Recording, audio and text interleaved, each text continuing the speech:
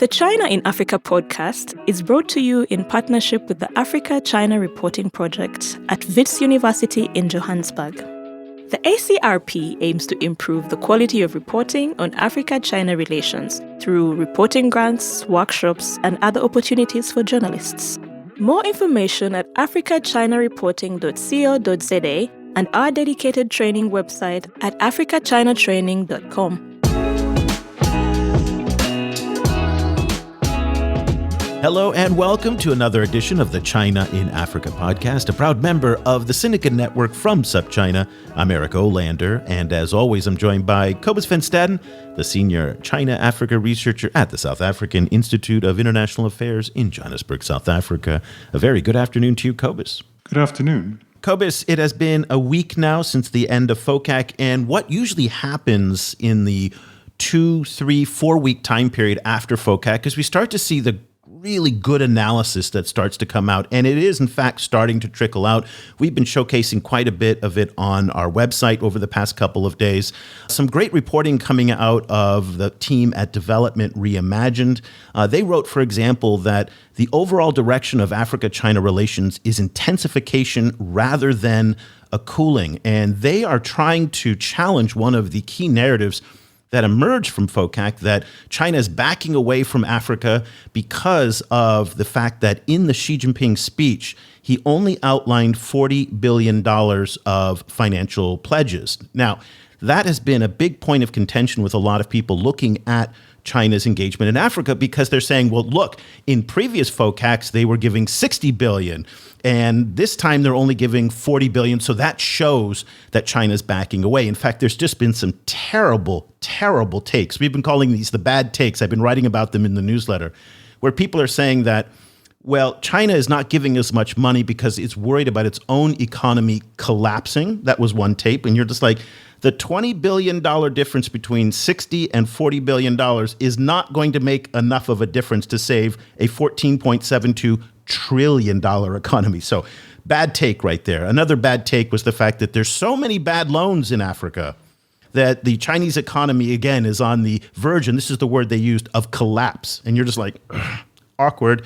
$150 billion of lending over a 20-year period, again, will not have a meaningful impact on a $14.72 trillion economy. So those are some of the bad takes. Some of the good takes are the fact that David Monnier, our friend at the Center for Africa-China Studies at the University of Johannesburg, he pointed out the fact that over the last 20 years, there have been a number of white papers from China on Africa engagement, but there have been no white papers from African governments towards China. That was one of the interesting points that he brought out. So anyway, Cobus, it's starting to kind of settle down a little bit. We're getting more details on the numbers. The key issue, of course, and this is the most important thing, how are the Chinese going to price the 1 billion vaccine donation? Well, 600 million of those at least are donations, and that will then really help to flesh out the total value of the package. Now, again, is the value of the package really important? Well, it is in terms of optics, and a lot of people are attaching a lot of weight to this number, and it looks like in some respects the Chinese really did mishandle this headline, because a lot of the coverage has been about this 40 billion number and not about all the other things that China seems to be doing. I think it's a really good point. The complicating issue is that during the speech, she mentioned many different kind of projects and initiatives that's going to be happening, many of which didn't have price tags attached. So that I think complicated the relationship a lot, or the issue a lot. The other issue I think that I'm very interested in is this pledge to increase Africa-China trade to $300 billion by 2024. And it's, kind of, they mentioned some basic stuff, like, they seem to be focusing a lot on agricultural trade, but it's very interesting to see how that would be, kind of how they're going to be reaching that number. Like what kind of trade are we talking about, particularly because it's essentially basically a doubling, almost more than a doubling of current trade levels. So I think it's quite intriguing, but at the moment it's still very kind of low information situation.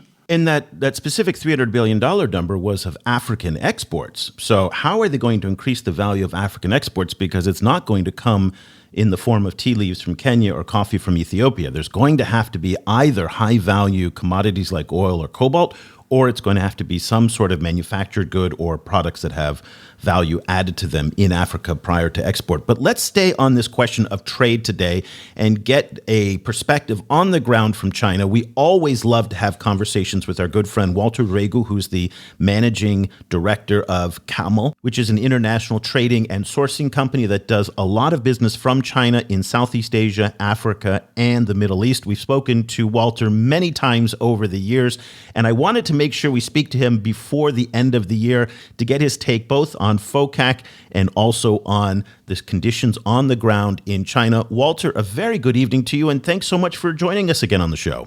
Yes, thanks for having me. Well, let's start with FOCAC, since that was where we began the program. Before we get into the details of what are your clients telling you, what is the kind of stuff that you're actually putting in containers, and we also want to talk to you about some of these supply chain questions that may be complicating your business. But give us your take on FOCAC. How much attention did you, your colleagues, and some of your clients pay to what was going on in Dakar? And if not, why not?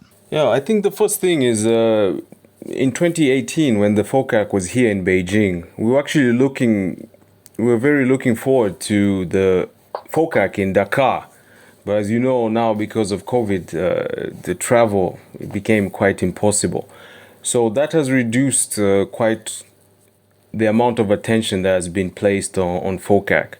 And also, FOCAC, I think, is a very good platform for high-level discussion between states and state companies.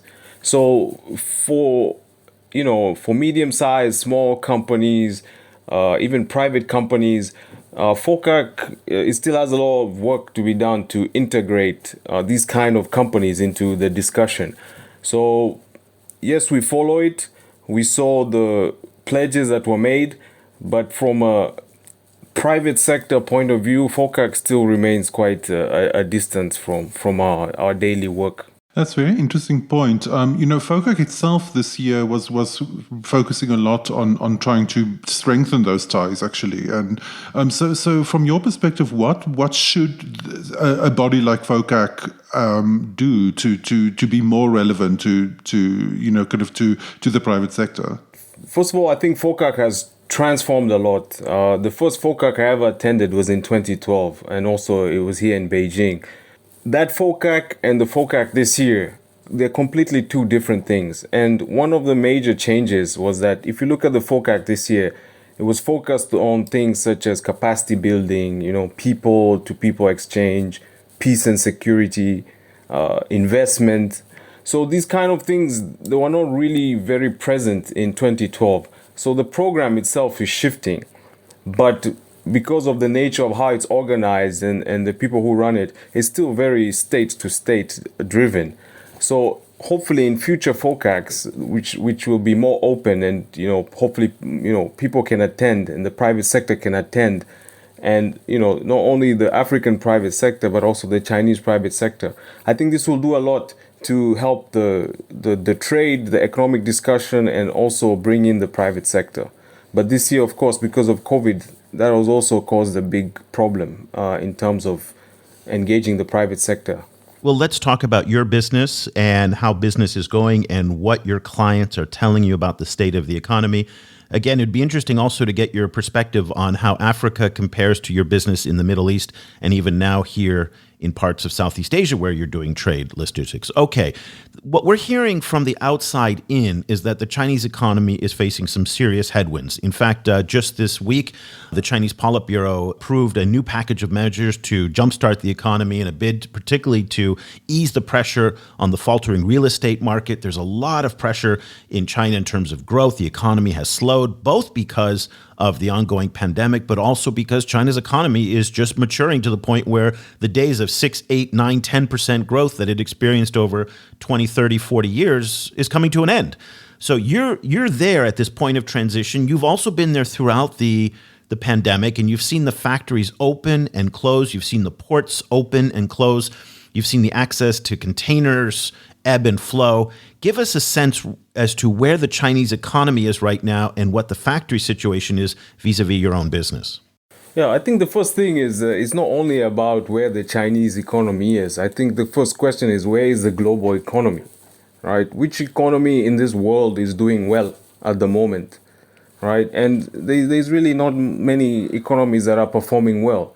This year and the past year has been something that has not been seen in our lifetimes, right? So actually, I think a better question is, what are we not seeing? Because on one side, we have bankruptcies, we have delayed cargo, we have, logistical issues. But on the other side, we do have resilience and muddling through and, reshoring and new sourcing hubs and improvising in logistics. So this year, there is a lot of things that are happening at the same time. And sometimes it's very hard to pick what exactly is the cause of what we're seeing, right? And I'll give you an example. There's been a lot of factories that have shut down, but some of them have shut down because of COVID issues, which has affected demand, right? So they have shut down for economic issues. There are other factories that have shut down because of environmental regulations, right? So there is more requirement on reduction of coal, following stricter environmental regulations. So there are factories that have shut down for that. And then, of course, there are factories that shut down because they just could not compete with the competition. So there are a lot of factors that are affecting the situation. Of course, I would say this year has actually it's been worse than last year in terms of exports. And like I said, when COVID first broke out, the world faced a supply issue because it was mainly concentrated in this area. But when COVID spread to the world, then we faced a demand issue, right? And a demand issue actually is worse because it affects the entire world and affects all the companies. So I think this is one of the reasons that the economy has been struggling. Also, what most people don't know is that although China is a big producer and manufacturer in various sectors, it still depends on a lot of imports for inputs into those factories. So when the overseas demand collapsed, it was followed also by a supply shock from overseas, because also overseas companies shut down. There was a problem with logistics. So because there was also a new supply shock overseas, it affected the production here, which in turn affects the exports. So this is what I mean when I say there are a lot of things that are happening at the same time, domestically and internationally. You referred to the supply chain issues, during different phases of the COVID crisis. Where is the supply chain crisis standing at the moment, and particularly as it relates to Africa?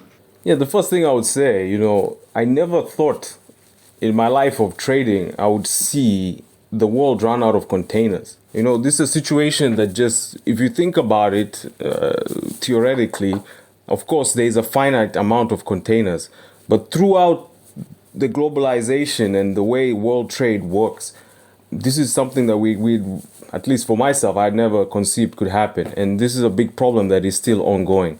Of course, if you need a few containers, usually you can find them for a higher price. But if you need, over 50 and you need them at the same time, then it becomes quite challenging.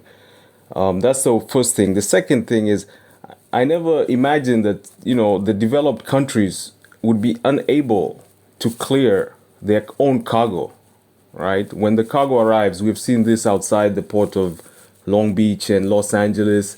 And because those containers are stuck and there's a lot of exports going towards those countries, then that also affects the availability of containers, which affects other parts of the world. So on the one hand, we see how globalized the world is. But on the other hand, we see that globalization is very fragile.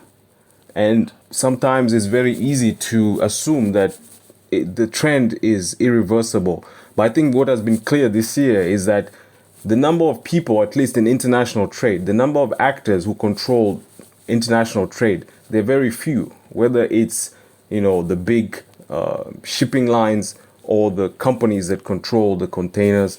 I think this year it has become very, very, very clear.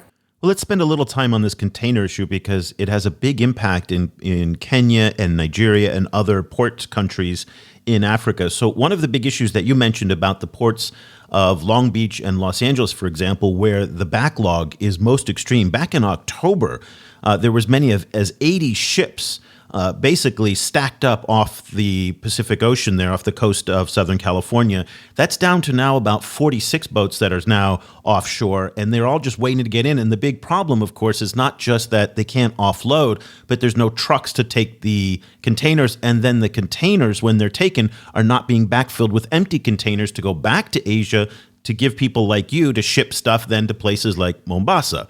The problem for a trader in Mombasa now, as you alluded to, is the cost of shipping something has gone up twofold, threefold, fourfold in some cases, simply because there aren't enough containers, because the big shipping lines are diverting those containers to the higher value markets in the US, Japan, and Europe, and away from lower value markets in the global south.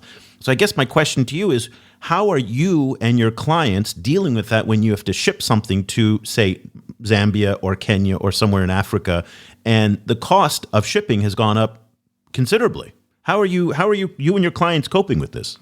First, I'll give you an example so that we can put things in context.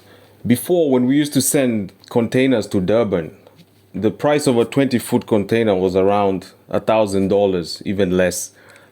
Today, for the same container to go to Durban is around $8,000. Who absorbs that cost? Is it the consumer? Is it the shipper? Is it you?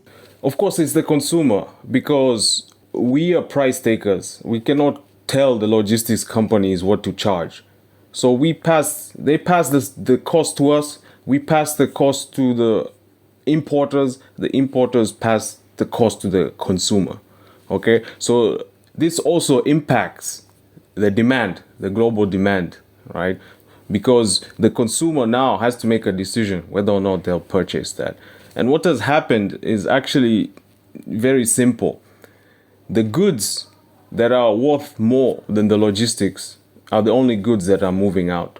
So even for the African clients, sometimes I remind them that yes, $8,000 to get to Durban, but we recently sent some containers to Brazil, and that was around $16,000, right? So you can imagine an empty container, it costs $16,000. That means that the cargo you're going to put in that container must be in excess, and it must be worth it to import this kind of product. So what has happened is that, now most of exports are higher value products. And this was in line with the general shifting of the Chinese economy anyway, because the trend was to move from low value to high value. So, like I said in the introduction, there are a lot of things that are happening at the same time, right? Nobody is going to import a container for $16,000 of socks, right? Or if you're going to do that, then you need to be very sure that your client is going to be able to absorb that cost. So the basic trend is that the people who are importing high value goods, or they have no choice, they continue to import. The second option that is happening is that actually a lot of companies, they're now looking at closer sourcing hubs, right? So whether it's reshoring to countries that are closer or buying locally, that is also another trend that we have seen.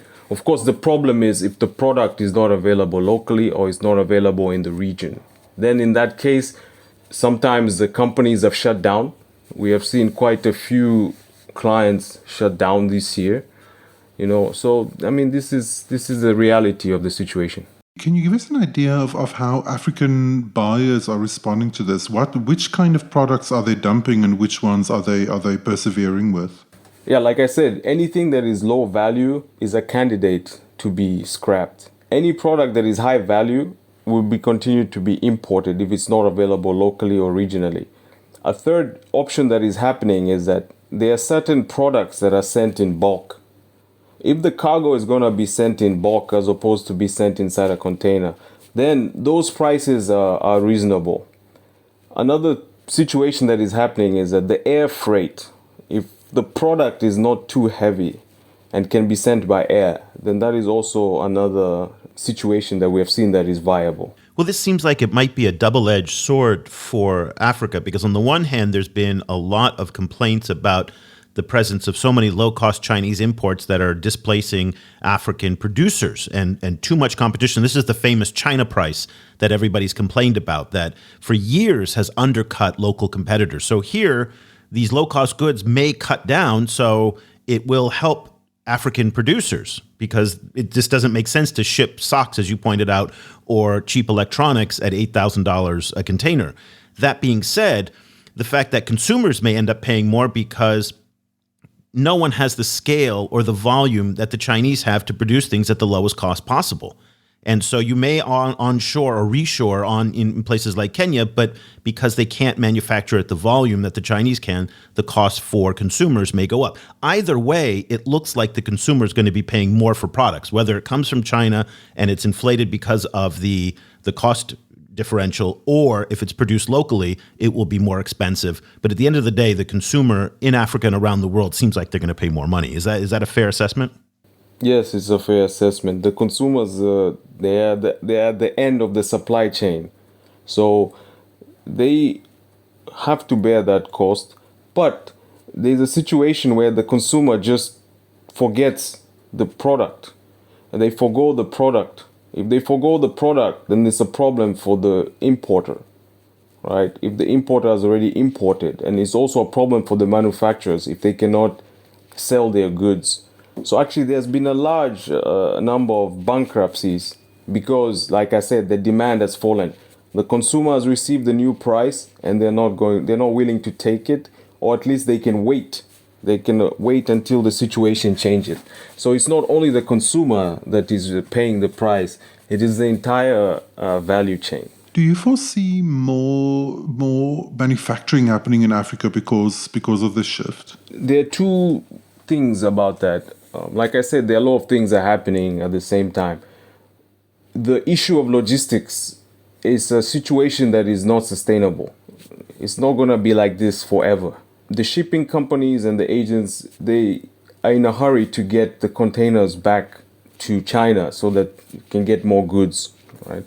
So eventually, when a lot of the world opens and also China opens, the prices of logistics will come back to the normal. So if a certain country is going to be competitive in manufacturing, then they have a window, right? They have a window that before the logistic price falls, they need to make their profits in that window.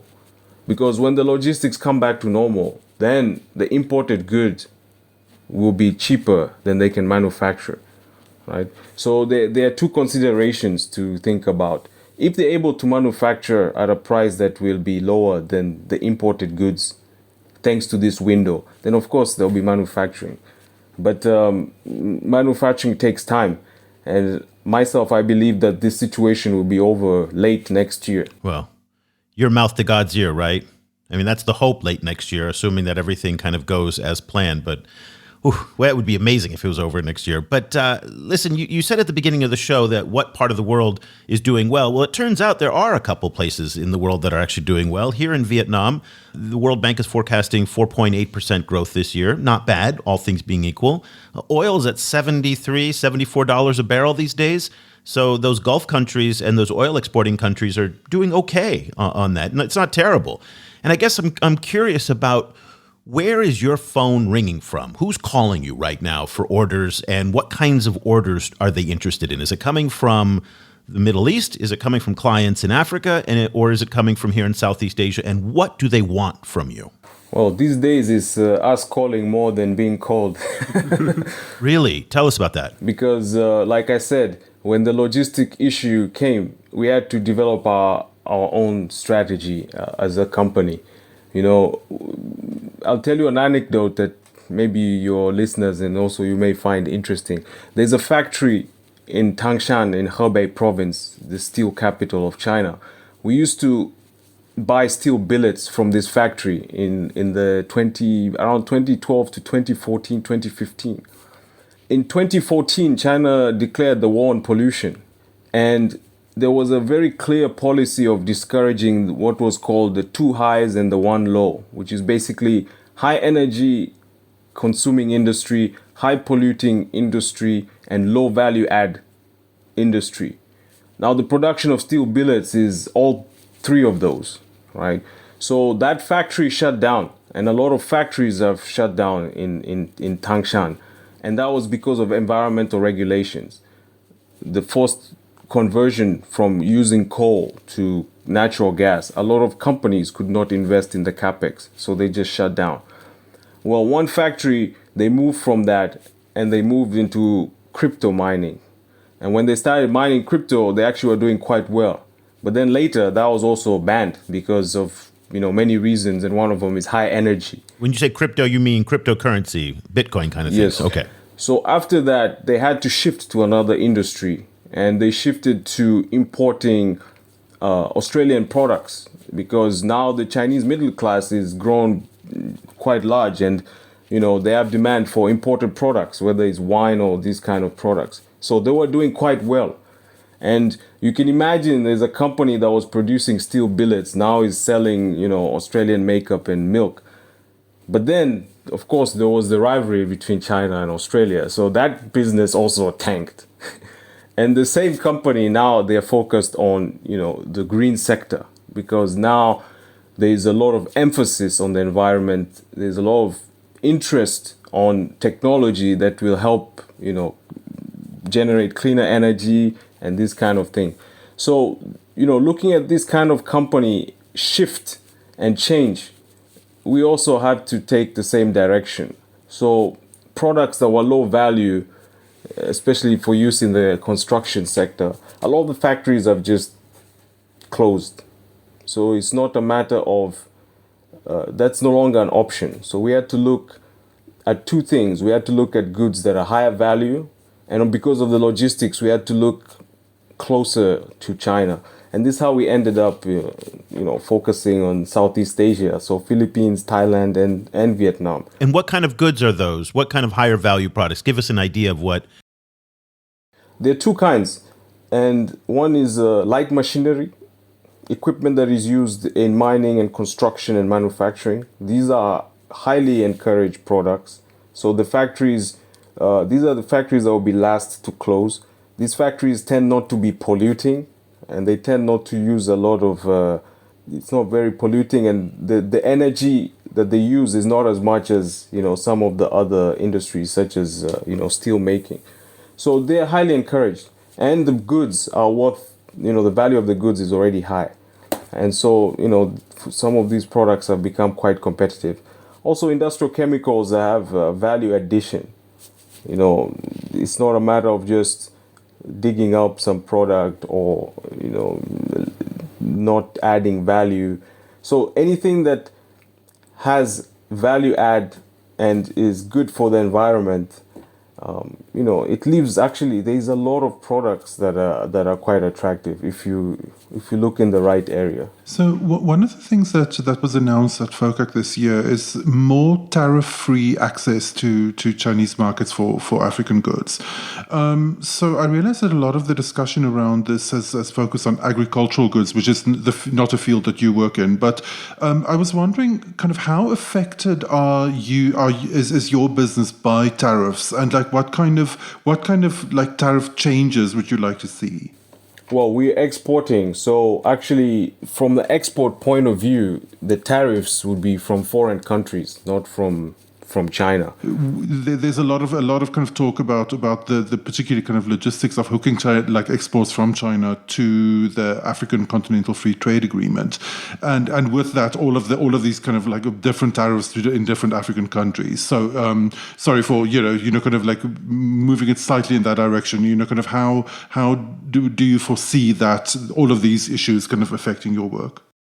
I think the tariff issue and the Continental Free Trade Area, these are focused more on exports towards China. And the idea, from what I gathered from the discussion at FOCAC, is that if they create a better connectivity between the African countries, then they'll be able to produce and meet the standards required for exports towards China. Right? So I think this is what was referred to as the green lanes. But again, it's more than just tariffs. It's also about non-tariff barriers. There, especially when it comes to food, they're quite stringent regulations. So even if the price makes sense and even if the tariffs are low, can the phytosanitary standards be met? That's the biggest issue in terms of exporting from Africa to China. It's not a tariff issue. It's not a price issue. It's a matter of reaching the standards that are required.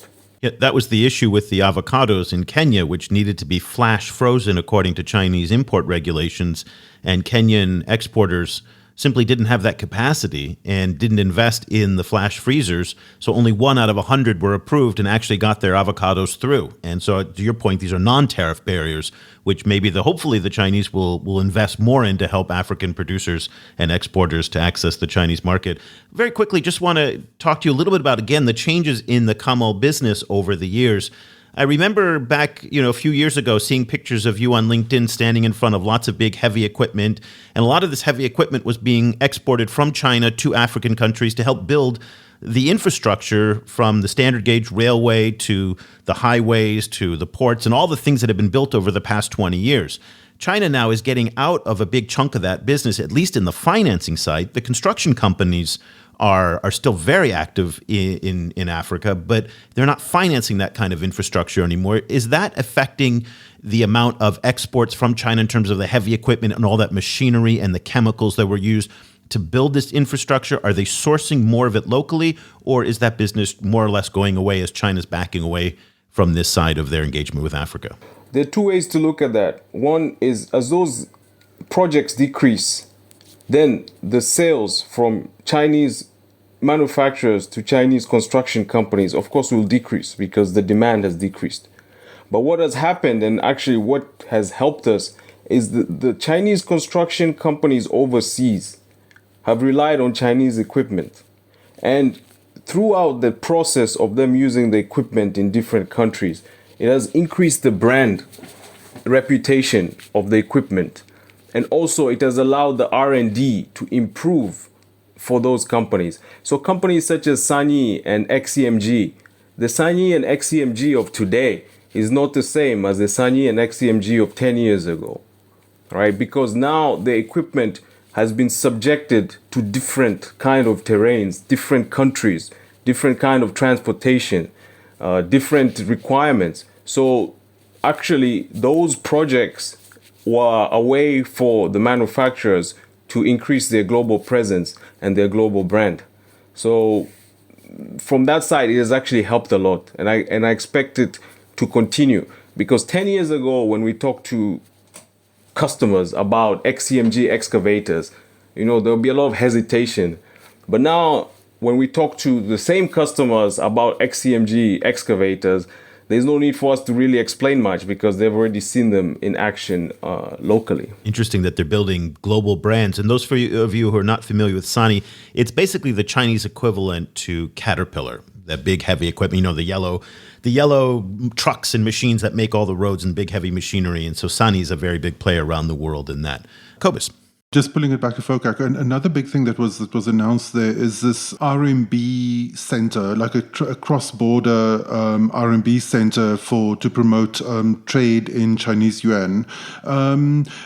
We've seen reports over the last few years that attempts to try and get direct yuan trade has not been very successful. And I was wondering, what your perspective is on it. Like, is that kind of how big a part is that in your business, and what are some of the barriers to mainstreaming that kind of trade? Yeah, as you know, most of the global trade is still conducted in dollars and then euros. And like I said, this year has really showed anyone who had any doubt that globalization is a very reversible process.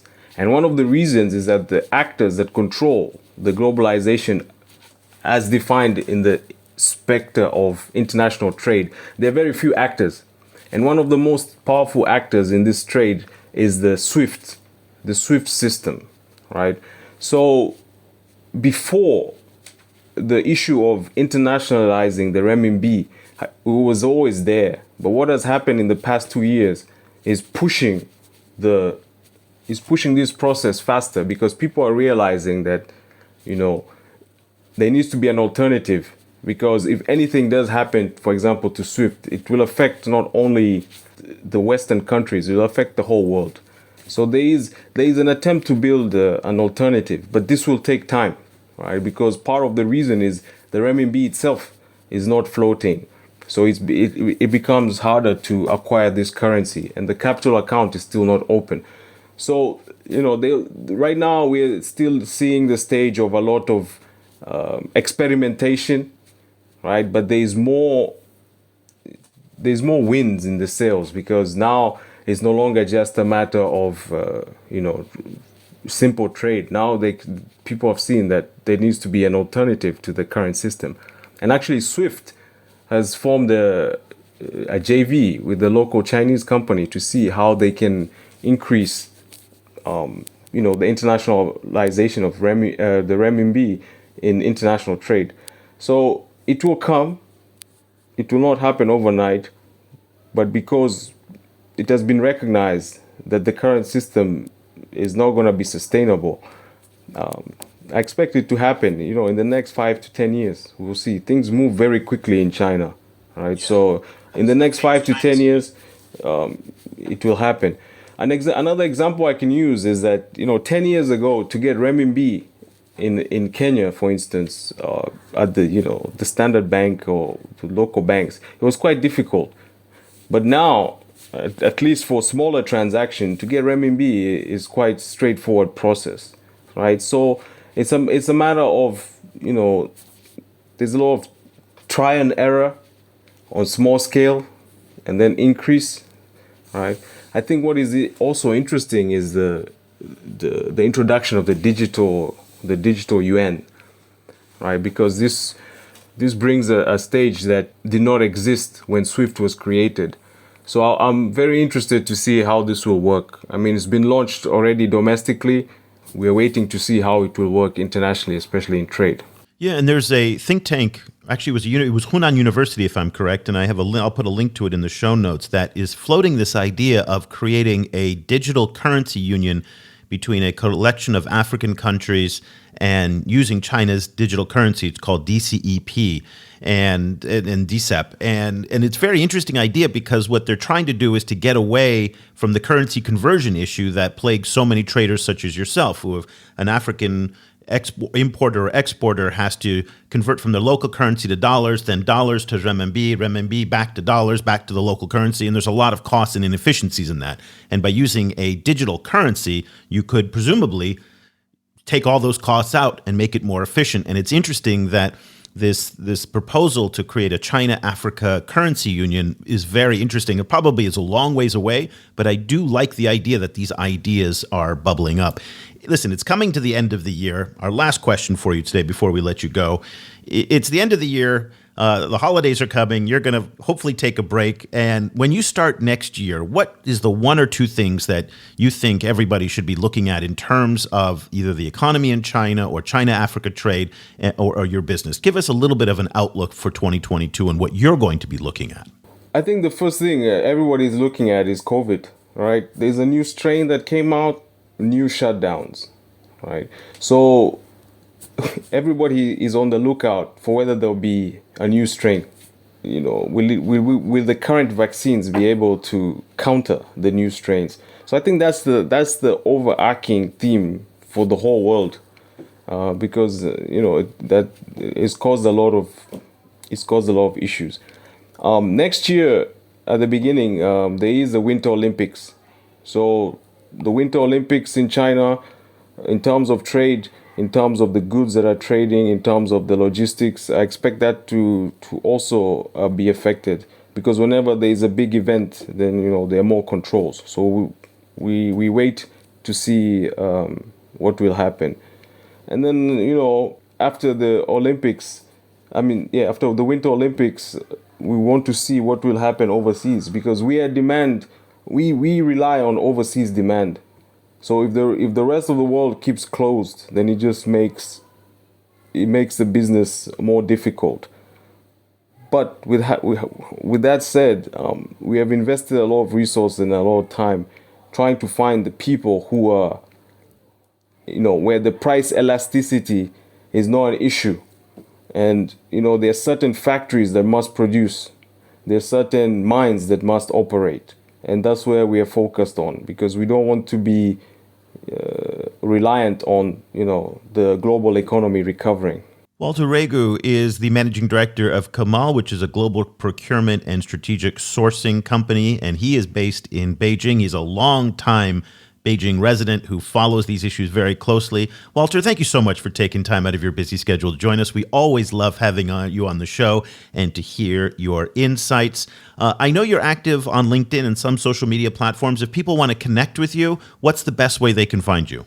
Through our company website. Okay, that is CAMALLimited.com. I will put a link to that on the show page, and there's a great, easy contact us button right there, so you can reach out to Walter directly from the website. Walter, Merry Christmas, Happy New Year, and we're looking forward to speaking with you in 2022, and we hope that your business thrives next year. Thank you for having me. You both have a good day. Cobus, we've been speaking to Walter for a number of years now, and every single time he never disappoints, and he gives me these ideas that just blow my mind. And the one point that I thought was so interesting, think about this, $8,000 a container. That's an enormous cost. And you have to pity the poor consumer. All around the world, this is the case. I mean, we're seeing serious inflation in the United States, but we've been tracking the inflation pressures in Africa on our website and in our daily coverage for much longer than the pressures have been going in the United States, because this problem we started detecting back in April and May, that there were container problems because they were diverting containers away from Africa into the European, US, and Japanese markets long before the backlogs even started off the coast of California. And so now it really feels like there's going to be a moment of truth for a lot of people in Africa who have been complaining passionately about the presence of low-cost Chinese imports. And from what Walter's telling us, that at $8,000 a container, it's very likely that a lot of those imports are going to dry up. So the key question now is, will anything be there to replace them? This is the opportunity to build the manufacturing capacity, especially at the low end, to offset the decrease in low-cost imports from China. This is a moment of truth. And I think it's going to happen in 2022, or it won't happen in 2022. But this is the moment of opportunity. Yeah, I mean, it'll be very interesting to see how African economies respond to this, whether we'll see a kind of a bounce back on some of these sectors, like the garment sector particularly, that have been under a lot of pressure because of cheap Chinese imports. What we're seeing in South Africa at the moment is a very kind of like rapid development in the kind of more high-end fashion kind of world. Suddenly there's like South African jeans brands. There's lots of kind of like South African brands kind of establishing themselves over the last while. And it'll be interesting to see, kind of how they pivot as well, because I think a lot of them have just assumed that Chinese imports have essentially killed the lower value garment market in Africa. And that, as Walter pointed out, that might not be true anymore. So it'll be interesting to see whether all of these garment sectors that people have been complaining about being kind of gutted by Chinese imports, whether it's possible to restore some of them. And in that case, I guess the most optimistic view of this would be that in some kind of ways the pressure on consumers would be slightly relieved by an increase in manufacturing jobs, if that happens, if that gets off the ground. I think it's a different situation in South Africa where there's more of a developed manufacturing base than many other African countries. Absolutely. And there's this other issue that's out there. And just like we talked about the non-tariff barriers being one of the problems, there's these other barriers that might make it difficult for African producers to fill the void from the Chinese. I want to bring you an example of Anthony Mutungu. And Anthony Mutungu, he started up a USB cable company in Kenya, and he was profiled back in August by Business Daily, the financial newspaper there in Kenya. And one of the things that he found was that starting up your own business to replace a product that used to be imported from China is not as easy as it sounds. Now, on paper, when we have these academic discussions about, well, local manufacturers should just replace Chinese products or imported products, that sounds great. But what he complained about was the regulatory burdens that he had to to go through, all of the permits and the approvals. He also said that a lot of his customers looked at the locally made products and said, we want the Chinese imported because we don't trust the locally made products. Interesting. And then within 2 or 3 months of him starting up his business, which he said he built really high quality products, he was met with counterfeits of his product in the local market that just undermined and were cheaper than him, finding it very, very difficult to compete. The last problem that he faced was that he had a number of inputs to build his USB cables, but he was missing 2 or 3 things that couldn't be sourced locally and that had to be brought in from China and India. Now, at $8,000 a container, will those last 1 or 2 pieces make it into the market? So we have all of these other complicating factors which are going to have to be ironed out. And this again goes back to what we were talking about in terms of the AFCFTA, the African Continental Free Trade Area, whether or not they can build some complementarities across the continent. So rather than bringing something in from India or China, it can be brought in from South Africa. It can be brought in from Egypt, duty-free. There's a lot of pressure to move, I think, much faster than people had anticipated for the AFCFTA. But this is the moment so that a guy like Anthony Mutungu can really succeed without as many headwinds as he's been facing. I think a lot of this is going to become direct challenges to the power of the state in Africa, because I think, Africa frequently, and we see this a lot with border issues and customs and so on, is that African states are this kind of toxic combination of being both very interventionist, so they frequently want a hand in everything, and very inefficient at the same time. So that is a really kind of horrible combination if you're trying to boost intracontinental trade, because you have like officials on all sides, kind of like muscling in on a lot of this work, and at the same time, kind of all kinds of bottlenecks kind of developing particularly at borders. So it'll be, I think that work to kind of smooth these things I think the good news is that all of that work is spearheaded from the African side, the free trade agreement is an African initiative, and and African governments are signatories to it, and they're moving all in that direction, albeit slowly.